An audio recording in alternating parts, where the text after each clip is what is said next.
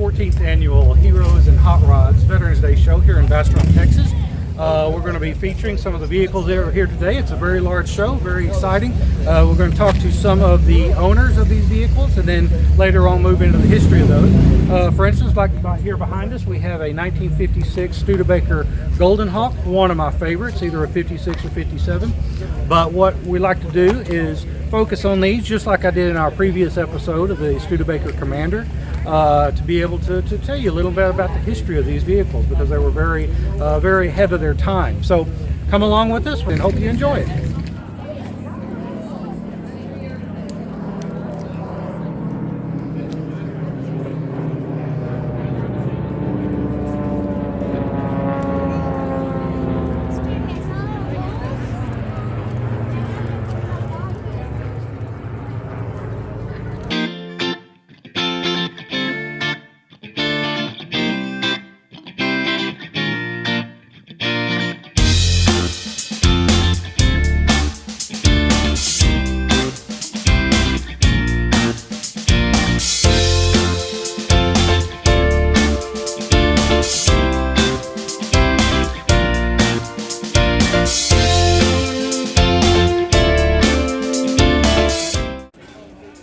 All right, today we're here with Judy and Terry and their beautiful 1969 Oldsmobile Cutlass S.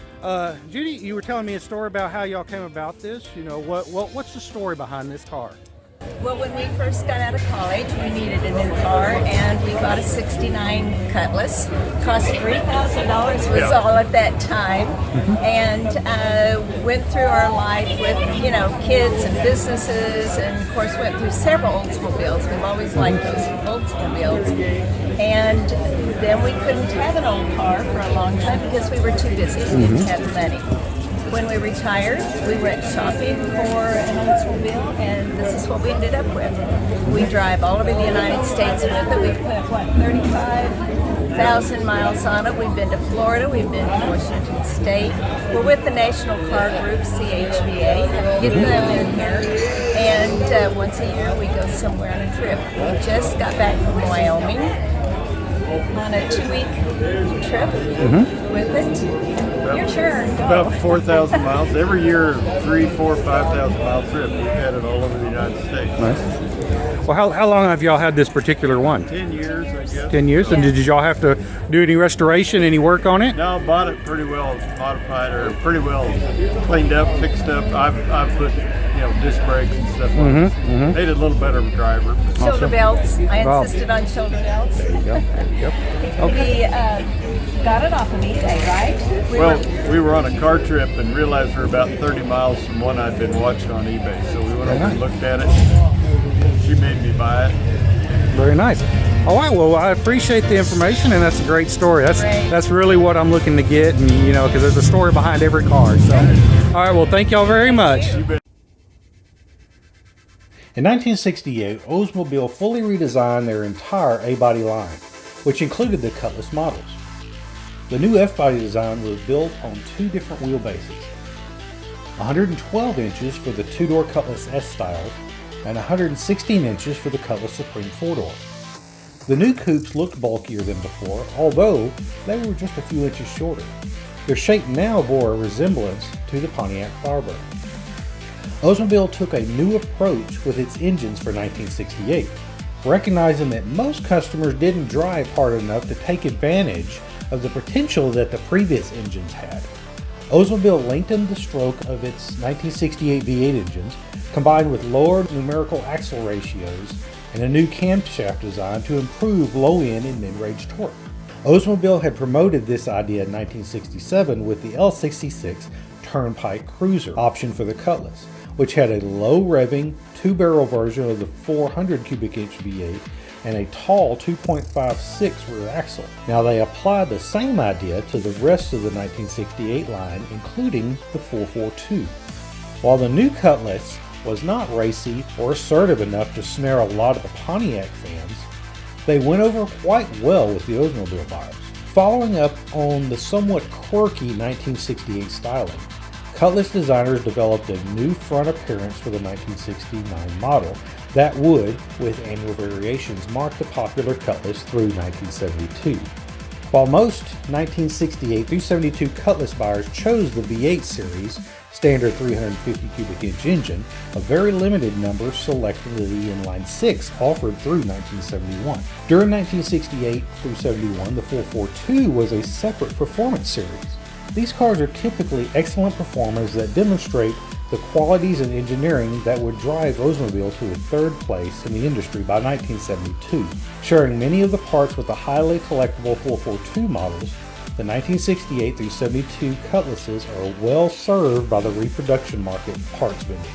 While most muscle car customers prefer GTOs, Firebirds, or the new Plymouth Roadrunner of the day, most Olds buyers were happier with the Cutlass S and Cutlass Supreme, which combined sporty looks with sedate performance in a big car ride.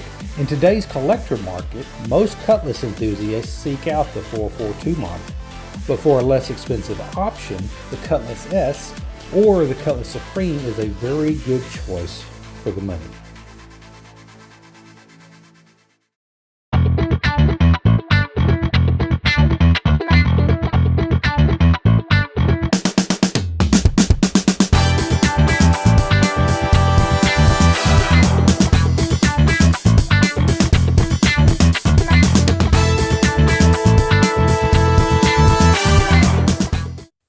This is a segment I call Buying the Classics Cheap, where I scour the internet looking through tons of used car classified ads, searching for cars from the years 1955 to 1976 with pricing ranging between $2,500 and $6,000 that are in fairly good shape. These are great starter cars for someone who is really wanting to get into the collector car hobby but doesn't know where to start. There are tons of cars all over the country that people are just selling, but they're not at classic car pricing. So take a look at what we found to see the different varieties that you can find on the internet to get started into this wonderful hobby. And so here we have the modern day cars, the modern day vehicles, or our modern day transportation. Of course they're nice. They've got all the modern conveniences and technology. They've got all the things that we want as a consumer in these vehicles now. We have dual climate control, heated and cooled seats. We have sunroofs. And some of these cars may even have built-in Wi-Fi connection for our daily internet use, because we know we have to have that all the time. But look at them. They all look the same. Yeah, they've got style, they look good, they're aerodynamic.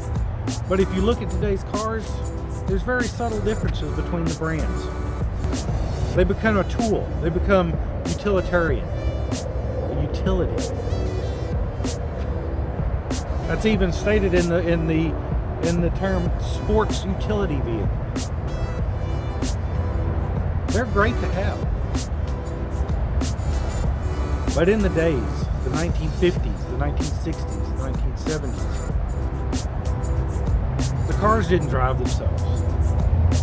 The cars didn't park themselves. The cars didn't have rear view cameras. Heck, some of them didn't even have AC at the time. But the drivers had a connection to them. The owners had a connection to those vehicles. They could become one with them because you could feel the road. It took some skill to drive these cars, and you had a relationship with your vehicle.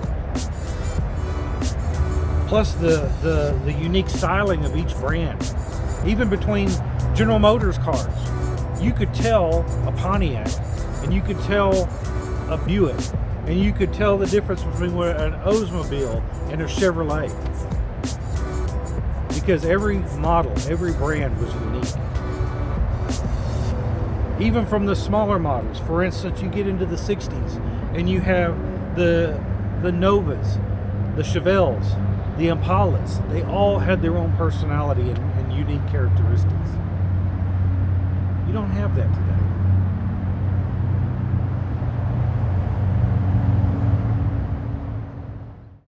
That's our episode, so I appreciate you watching. Again, if you like what you saw, would you please subscribe, and you also hit the alert down there. Also, we have links to how you can email me, contact me. We also have a Facebook channel that I have a link down below at. If there's something you'd like us to feature, please contact me and I'll get back to you as soon as I can. So we want to make this the best channel as we possibly can.